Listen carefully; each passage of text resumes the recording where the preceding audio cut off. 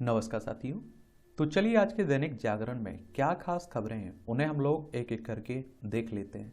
और याद रखिए दैनिक जागरण का ये राष्ट्रीय संस्करण है, तो इसमें आप लोगों को महत्वपूर्ण खबरें ही देखने को मिलेंगी। अब आप देखेंगे कि 5 राज्यों में आपके विधानसभा चुनाव हुए थे। आज उसका रिजल्ट आएगा, कल आपको मालूम चल जाएगा न्यूज़पेपर के जरिए, और जो महत्वपूर्ण खबरें उसमें रहेंगी आप लोगों के लिए पॉइंट उन्हें बता दूंगा। बस आप लोगों को ये जरूर याद रखना है कि इलेक्शन कमीशन ऑफ इंडिया, भारतीय निर्वाचन आयोग एक चुनाव करवाता है, उसी की देखरेख में होता है। वो एक संवैधानिक संस्था है। संविधान के अनुच्छेद 324 के तहत उसकी स्थापना की बात की गई। 25 जनवरी 1950 में स्थापना हुई थी। 25 जनवरी को आप लोग मतदाता दिवस मनाते हैं। इसका हेडक्वार्टर नई दिल्ली में देखने को मिलेगा। सुकुमार सेन पहले मुख्य चुनाव आयोग थे। ठीक है, ये याद रखिएगा बस। आदित्य L1 मिशन को मिली एक और कामयाबी, सूर्य का रहस्य खंगालने 15 लाख किलोमीटर के सफर पर निकले आदित्य L1 को एक और कामयाबी मिली है। आदित्य में लगे payload Aditya solar wind particle experiment ने काम करना शुरू कर दिया है। भारतीय अंतरिक्ष अनुसंधान ने शनिवार को कहा है कि ASPE-1X सामान्य रूप से काम कर रहा है। और इसरो की बात करें तो हमारी अंतरिक्ष एजेंसी है, इंडियन स्पेस रिसर्च ऑर्गेनाइजेशन की बात कर रहा हूँ। इसकी स्थापना 15 अगस्त 1969 में हुई थी और बेंगलुरु कर्नाटक में इसका हेडक्वार्टर आपको देखने को मिल जाएगा। ईडी का दावा, संजय सिंह के घर पर दिए गए 2 करोड़ रुपए। ये आप देखिए दिल्ली में जो आबकारी घोटाले की बात होती है ना, शराब घोटाले की, उसी में बात हो रही। ईडी मतलब प्रवर्तन निदेशालय की बात हो रही, इन्फोर्समेंट डायरेक्टरेट की बात हो रही। इसकी स्थापना कब हुई थी, इसका हेडक्वार्टर कहाँ है, ये आप लोग बताइए, क्योंकि इसके बारे में हम लोग डेली बात करते रहते हैं। गर्म रहेगा शीत सत्र, सर्वदलीय बैठक में दिखे विपक्ष के तेवर। ये अब आप देख रहे हैं कि शीतकालीन सत्र होने वाला है ना, तो उसी को लेकर बातें हो रही हैं। ये आप देखिए लोकतंत्र में अल्पमत को भी सुना जाना चाहिए, हमारे मुख्य न्यायाधीश साहब करें। और वितरित होने लगा प्राण प्रतिष्ठा समारोह का आमंत्रण। नवनिर्मित मंदिर में रामलला की मूर्ति 22 जनवरी को प्राण प्रतिष्ठित होनी है ना, प्राण प्रतिष्ठा समारोह के लिए आमंत्रण पत्र वितरित होने लगे हैं। अयोध्या में भव्य राम मंदिर बन रहा है, आप सभी जानते हैं। सीबीआई ने जम्मू कश्मीर के केरू हाइड्रो पावर प्रोजेक्ट में भ्रष्टाचार के मामले में तलाशी। पूर्व राज्यपाल मलिक ने उठाया था 2200 करोड़ रुपए के भ्रष्टाचार का मामला। दिल्ली, नोएडा, चंडीगढ़ और शिमला में 2 व्यक्तियों के परिसर में हुई छापेमारी। और आप देखिए राज्यपाल साहब ने काफी उस समय इस पर बातें कही थी, उसी को लेकर बातें हो रही हैं। सीबीआई की अगर हम बात करें तो सेंट्रल ब्यूरो ऑफ इन्वेस्टिगेशन की बात हो रही है। किसकी बात हो रही है, सीबीआई की, सेंट्रल ब्यूरो ऑफ इन्वेस्टिगेशन की बात कर रहा हूँ। इसकी स्थापना की अगर हम बात करें तो 1 अप्रैल 1963 में हुई थी। नई दिल्ली में हेडक्वार्टर देखने को मिल जाएगा। कैपिटल हिंसा मामले में ट्रंप पर मुकदमा चलाने का निर्देश दिया गया। अमेरिका के पूर्व राष्ट्रपति डोनाल्ड ट्रंप की मुश्किलें बढ़ती जा रही हैं। अमेरिका की संघीय अपीलीय अदालत ने कैपिटल हिंसा मामले में ट्रंप के खिलाफ मुकदमा चलाने का आदेश दिया है। पहले से कई मुकदमों का सामना कर रहे हैं ट्रंप, अब कार्रवाई हो सकती है। और आप देखिए पहली बार भाई बहन ग्रैंड मास्टर जोड़ी बने प्रज्ञानंद वैशाली, भारतीय शतरंज खिलाड़ी है ना आर वैशाली, और स्पेन के एल लोब्रेगाट ओपन में ग्रैंड मास्टर खिताब प्राप्त करने वाले देश की तीसरी महिला खिलाड़ी बनी है। इससे वह अपने भाई आर प्रज्ञानंद के साथ मिलकर विश्व की पहली भाई बहन ग्रैंड मास्टर जोड़ी बन गई है। अब सोचिए, इसलिए कहता हूँ मेहनत करते रहिए, माँ बाप को कितनी खुशी हो रही होगी। अंग्रेजी माध्यम के कोर्स की परीक्षा मातृभाषा में दे सकेंगे। उच्च शिक्षा से ज्यादा छात्रों को जोड़ने की यूजीसी की नई पहल। मातृभाषा या स्थानीय भाषा में पढ़ाई के बाद परीक्षा में भी मिलेगी राहत। और 100 में सिर्फ 27 बच्चे उच्च शिक्षा तक पहुंच पा रहे हैं, ये भी कहा जा रहा है। स्वच्छ ईंधन 3 गुना करने पर 117 देश सहमत हुए। 2030 तक आप देखिए दुनिया की स्वच्छ ईंधन क्षमता को 3 गुना करने का लिया संकल्प। भारत G20 की अध्यक्षता के दौरान प्रतिबद्धता जता चुका है। परमाणु ऊर्जा के बिना नेट जीरो तक नहीं पहुंच सकते, ये भी कहा जा रहा है। भारत और चीन ने नहीं किया संकल्प पर हस्ताक्षर। इस दशक में जीवाश्म ईंधन के इस्तेमाल में कमी लाना है लक्ष्य। देशों के छोटे समूह परमाणु ऊर्जा को बढ़ाने की बना रहे हैं योजना। ये आप देखिए संयुक्त अरब अमीरात में यूएई में दुबई में COP20 हो रहा है ना, संयुक्त राष्ट्र का जलवायु शिखर सम्मेलन हुआ है ना, 28वां है, इसलिए आप देखते हैं कि इसे क्या कहते हैं, COP28 कहते हैं। तो उसी में ये फैसला लेने की बात हो रही है। और यूएन की बात करें तो संयुक्त राष्ट्र की बात हो रही है। यूनाइटेड नेशंस की 24 अक्टूबर 1945 में इसकी स्थापना हुई थी। न्यूयॉर्क यूएसए में इसका हेडक्वार्टर देखने को मिल जाएगा। G20 का बात हुई है तो आप देखिए ग्रुप ऑफ 20 की बात कर रहा हूं। 26 सितंबर 1999 में इसकी स्थापना हुई थी। भारत ने अध्यक्षता की ना इसकी। अंतर्राष्ट्रीय संगठन है, वैश्विक अर्थव्यवस्था में प्रमुख मुद्दों पर चर्चा करने के लिए व्यवस्थित रूप से महत्वपूर्ण औद्योगिक और विकासशील अर्थव्यवस्थाओं को एक साथ लाना इसका काम है। आप देखेंगे 21 सदस्यों में आपका अर्जेंटीना हो गया, ऑस्ट्रेलिया, ब्राजील, कनाडा, चीन, France, Germany, Bharat, Indonesia, Italy, Japan, Mexico, दक्षिण कोरिया, रूस, सऊदी अरब, दक्षिण अफ्रीका, टर्की, यूनाइटेड किंगडम, संयुक्त राज्य अमेरिका, यूरोपीय संघ, अफ्रीकी संघ आपको देखने को मिल जाएगा इसमें। अब आप देखिए राष्ट्रीय राजधानी दिल्ली से जुड़ी हुई खबरें हैं। आईआईटी दिल्ली के छात्रों को 480 जॉब ऑफर मिले हैं।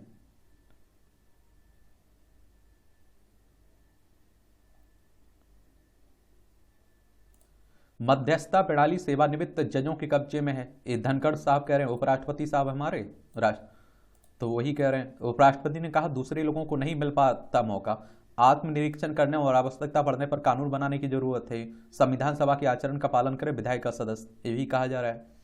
यूजीसी सेल्फी पॉइंट को लेकर कांग्रेस ने पीएम पर साधा निशाना। ये विश्वविद्यालय अनुदान आयोग के सेल्फी पॉइंट संबंधी दिशा निर्देश को लेकर शनिवार को कांग्रेस ने प्रधानमंत्री नरेंद्र मोदी पर आप देखते हैं निशाना साधा है। यूजीसी ने विश्वविद्यालयों कॉलेजों से भारत के विकास को गति देने वाले परिवर्तनकारी पहल पर आप देखिए प्रकाश डालने के लिए अपने अपने परिसरों में सेल्फी पॉइंट तैयार करने को कहा था ना, तो उसी की बात हो रही है। अब आप देखिए कांग्रेस ने आरोप लगाया कि पीएम मोदी लोकसभा चुनाव के पहले अपनी धूमिल हो रही छवि को बचाने के लिए कोई कसर नहीं छोड़ रहे हैं। भारतीयों की सुरक्षा को लेकर कतर के अमीर से मिले प्रधानमंत्री मोदी। दुबई में COP28 शिखर के दौरान हुई दोनों में वार्ता। नौसेना के 8 आप देखते हैं पूर्व कर्मियों को कतर में सुनाई गई थी ना मौत की सजा। दोनों दोस्तों से मिलना हमें हमेशा सुखद होगा, ये पीएम मोदी साहब कह रहे हैं। ये आप देखिए इटली की प्रधानमंत्री जॉर्जिया मेलोनी है, इनके साथ भी आप देखते हैं कि पिक्चर है। और आप लोग देखते हैं कि मीम काफी बनते रहते हैं इस पर। ग्लोबल स्टॉक टेक को विकसित देशों की विफलताओं का हिसाब देना चाहिए। COP20 शिखर सम्मेलन में भारत की सदस्यता वाले समूह ने उठाई आवाज। ग्लोबल स्टॉक टेक है पेरिस समझौते का एक मूलभूत घटक। इसमें हाईकोर्ट ने पंजाब सरकार से पूछा मुख्यमंत्री तीर्थ यात्रा योजना पर क्यों ना लगा दें रोक। कहा युवा रोजगार के लिए तरस रहे हैं, इस योजना का क्या फायदा सरकार बताए।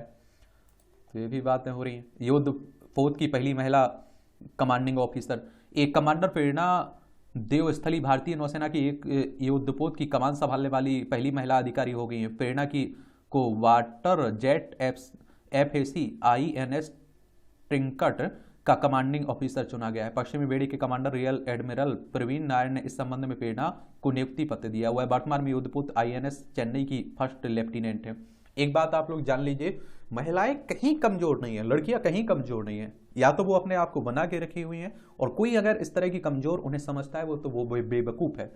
मेहनत करेंगे तो जरूर आप देखते हैं कि वहां जहां लड़के नहीं पहुंच पा रहे हैं लड़कियां कर दे रही हैं। सिंधु दुर्ग से शक्ति प्रदर्शन करेगी नौसेना, पीएम मोदी भी बनेंगे उसके साक्षी। भारत सबसे तेजी से बढ़ती अर्थव्यवस्था बना हुआ है। माटी कला महोत्सव में साहब बोले खादी क्षेत्र का कारोबार 3 गुना बढ़ा। पीएम मोदी ने वोकल फॉर लोकल के नारे को स्वदेश और रोजगार से जोड़ा, तो ये भी कहा जा रहा है। ये अब आप देखिए हर कोई मंदिर जा रहा है, रिजल्ट आना है ना, तो भगवान से भी मांग रहा है, जनता से भी मांगे हुए हैं। चलिए कल इस पर हम लोग बात करेंगे जरूर। ये न्यूज़पेपर आज का मैंने टेलीग्राम पर डाल दिया, तो वहाँ से आप लोग जाकर पढ़ सकते हैं अगर आपको लगता है पढ़ना है तो। ये आप देखेंगे कि एडिशनल सॉलिसिटर जनरल ने दिया इस्तीफा। Additional solicitor general Balvir Singh ने कार्यकाल समाप्त होने के पहले ही आप देखिए इस्तीफा दे दिया।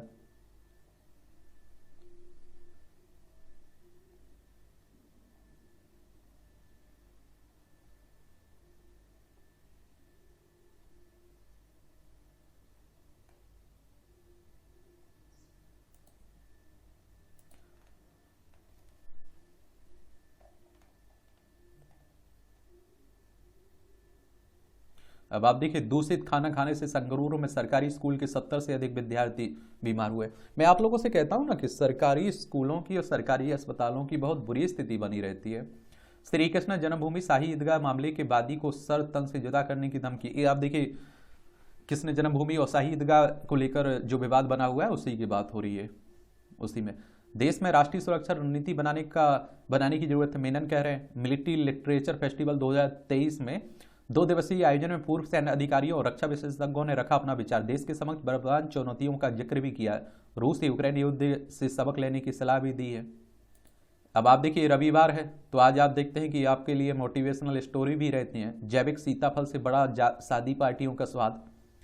ये मध्य प्रदेश के बड़वानी जिले में महिला समूह द्वारा संचालित सीताफल शरीफा से पल्प निकालने की इकाई का अवलोकन करके प्रशासनिक अधिकारी। मेक इन इंडिया से भारत निर्माण तक प्रधानमंत्री नरेंद्र मोदी ने गत रविवार मन की बात में वोकल फॉर लोकल संस्कृति को विकसित करने पर एक बार फिर खासा जोर दिया।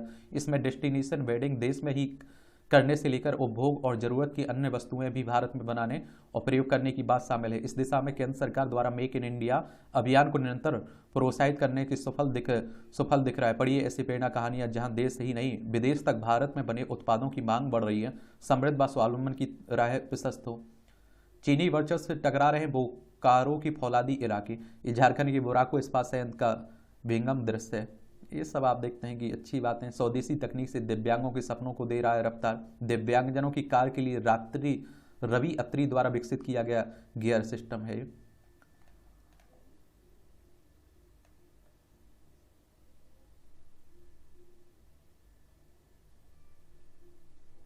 सुप्रीम कोर्ट करेगा सुनवाई, क्या महिला पर दर्ज हो सकता है दुष्कर्म का केस। मामले में याचिकाकर्ता महिला को गिरफ्तारी से संरक्षण। ये आप देखेंगे, एक बुजुर्ग महिला ने दुष्कर्म के मामले में अग्रिम जमानत याचिका के लिए शीर्ष कोर्ट का आरोप किया। पुत्रवधू द्वारा दर्ज कराए गए मामले में उसका बेटा भी आरोपित है। चलिए, इस तरह के मामले भी खूब आते रहते हैं। आप लोगों के लिए संपादकीय पार्ट महत्वपूर्ण रहता है। देखिए, ये संपादकीय पार्ट है, ये आपको प्रीलिम्स में, मुख्य परीक्षा में, इंटरव्यू में हर जगह मदद पहुंचाते हैं। जब आंसर राइटिंग करते हैं वहां भी आपको मदद मिलती है यहाँ से। तो सिलक्यारा सुरंग हादसे के सबक क्या हो सकते हैं, उस पर लिखा गया है। उत्तराखंड में चारधाम परियोजना के तहत निर्माणाधीन सिलक्यारा सुरंग में भूस्खलन के कारण 17 दिनों से फंसे 41 श्रमिकों को सकुशल बाहर निकाल लेने से पूरे देश ने राहत की सांस ली है। सर्वप्रथम तो इन श्रमिकों की प्रशंसा करनी होगी। उन्होंने बेहद कठिन हालात का सामना करने के बाद भी अपना धैर्य बनाए रखा है। अपनी मानसिक दृढ़ता के कारण ही वे अपना हौसला बुलंद रख सके। इन श्रमिकों को सुरक्षित निकालने वाले विभिन्न एजेंसियों के कर्मचारियों और अधिकारियों के साथ रेट माइनर्स की भी प्रशंसा करनी होगी। जब मशीनों के जरिए बचाव अभियान को आगे बढ़ाने में कठिनाई पेश आई और यहाँ लगा कि सुरंग में फंसे श्रमिकों को निकालने में कई दिनों की देर हो सकती है, तब परंपरागत उपकरणों से खुदाई करने वाले श्रमिकों यानी कि रेट माइनर्स ने कुछ घंटे में कमाल कर दिखाया और बेतेजी के साथ आप देखेंगे खुदाई करके सुरंग में फंसे श्रमिकों तक पहुंच गए। और इससे यही पता चला कि कई बार जहां आधुनिक मशीनें काम नहीं कर पाती वहां परंपरागत तरीके कामगार साबित होते हैं। यह अच्छा हुआ कि इन रेट माइनर्स को भी पुरस्कृत करने का फैसला किया गया है। चूंकि यह एक कठिन अभियान था, इसलिए उत्तराखंड सरकार के साथ केंद्र सरकार ने भी पूरी ताकत झोंक दी है। इस अभियान में सेना समेत 1 दर्जन से अधिक एजेंसियां शामिल थीं।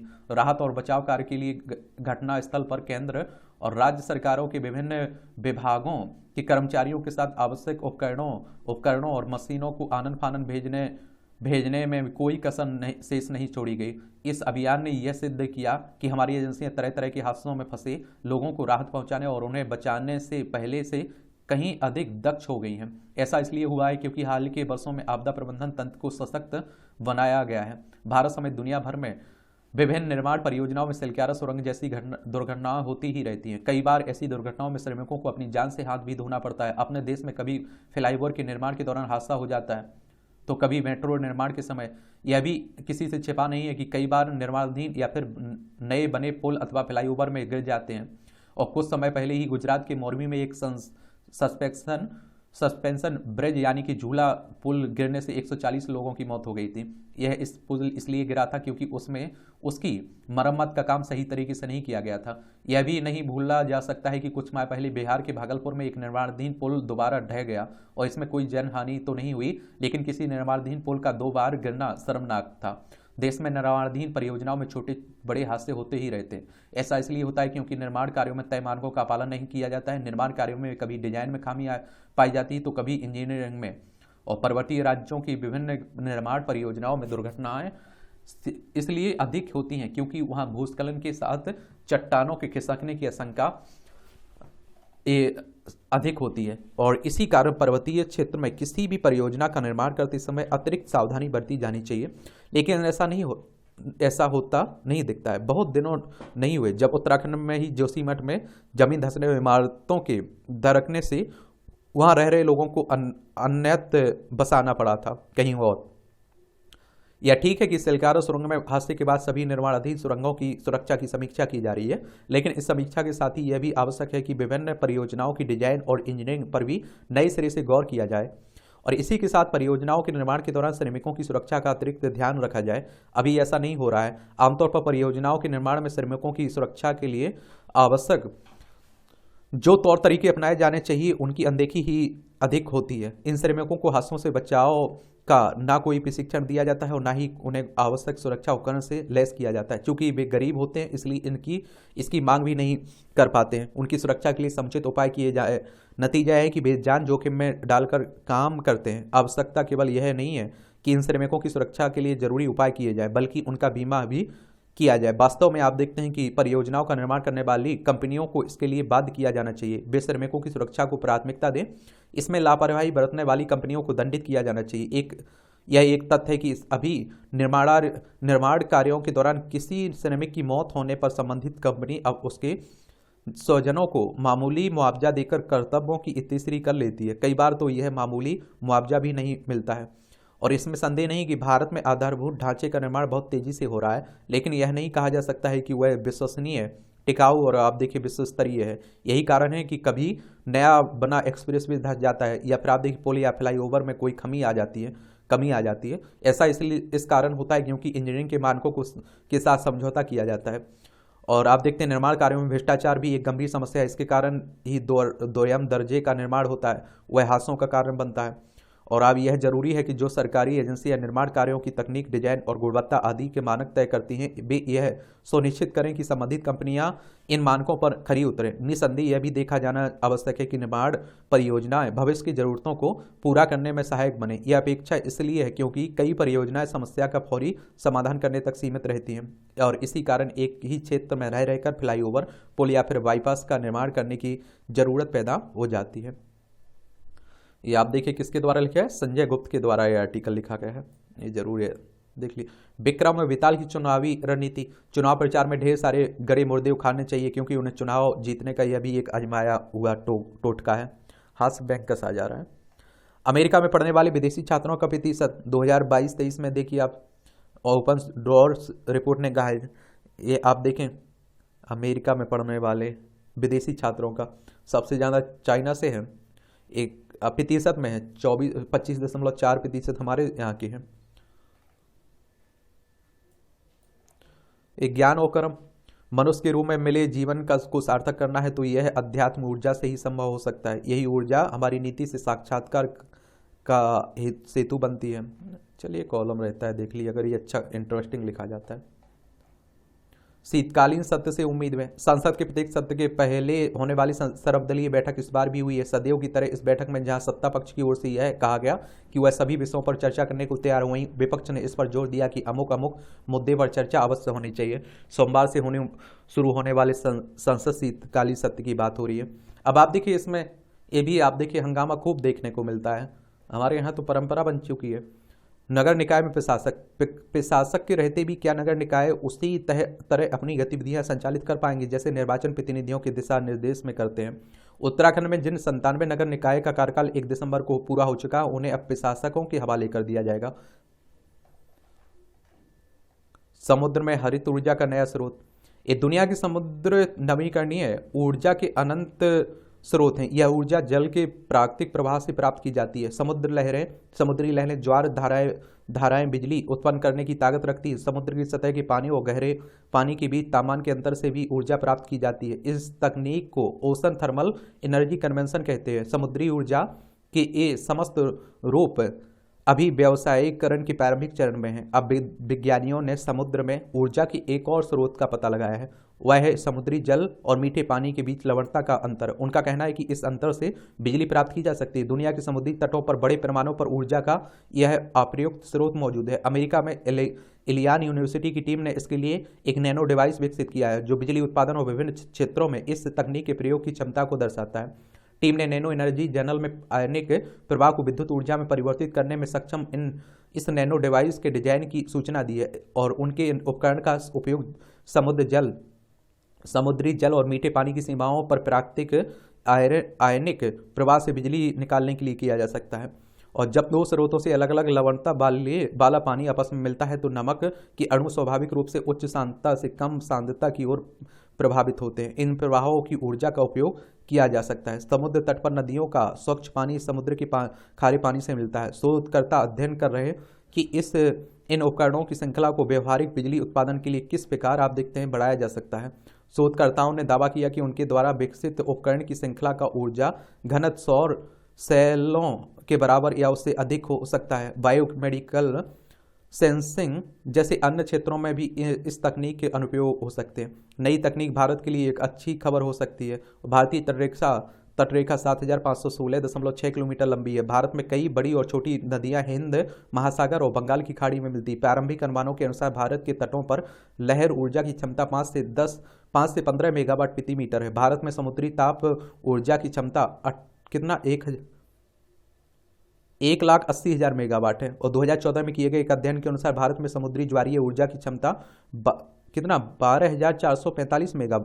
455 मेगावाट है। गुजरात, तमिलनाडु, बंगाल में इसके लिए कई उपयुक्त स्थान है। समुद्री ऊर्जा परियोजनाओं की उच्च लागत के कारण इस दिशा में अभी प्रगति नहीं हो पाई है।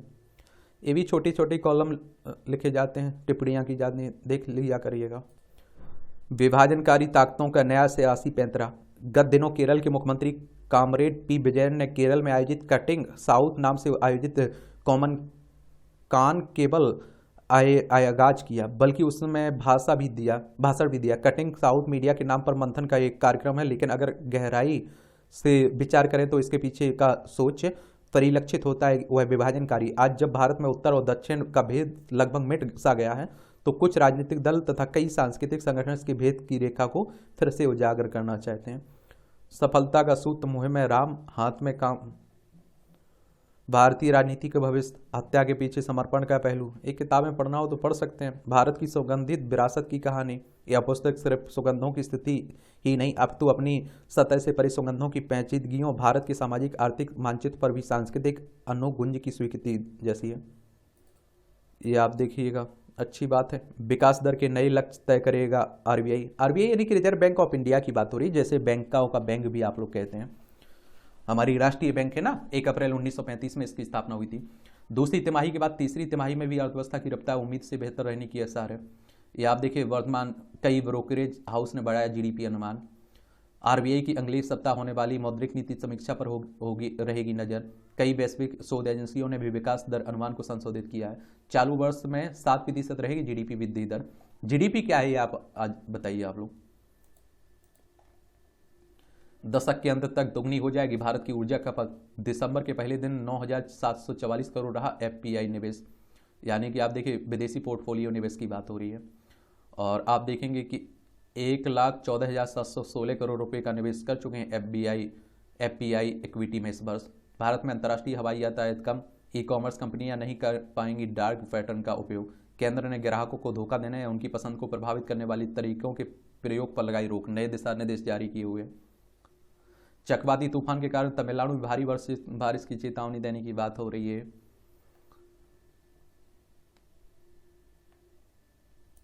आप देखिए ये अंतर्राष्ट्रीय खबरें हैं, ये सब आप देख रहे हैं। हमास और इजराइल में युद्ध चल रहा है। फिलीपींस के मिंडानाओ द्वीप पर आया 7.6 तीव्रता का भूकंप भूमि का कंपना एक तरह से, ठीक है, सीधी सी भाषा में बोलता हूं। भारत का युवा भविष्य बदल रहा है। कंबोज संयुक्त राष्ट्र में भारत की स्थायी प्रतिनिधि रुचिरा कंबोज कह रही हैं। उत्तर कोरिया के बाद दक्षिण कोरिया ने भी लॉन्च किया जासूसी सैटेलाइट। याद देखिए, उत्तर कोरिया ये दक्षिण कोरिया, ऊपर उत्तर कोरिया देखने को मिल जाएगा। रूस में कोर्ट के प्रतिबंध के बाद कई समलैंगिक नाइट क्लब पर छापे पड़ रहे हैं।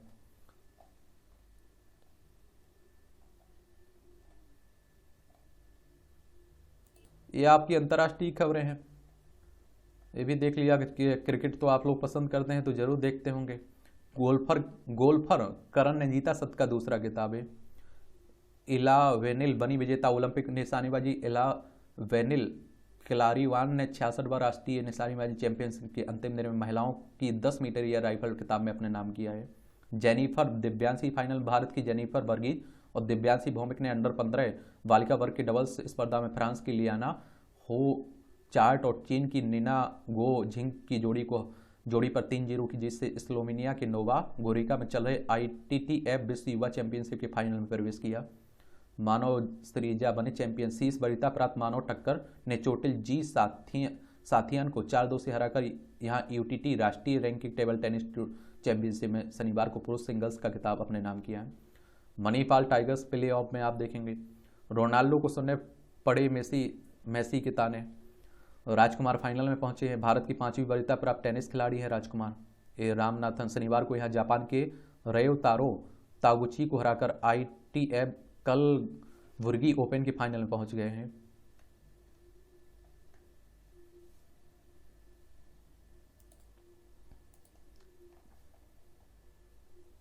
गरीबी ने रोकी पढ़ाई, हौसले ने बनाया हीरो।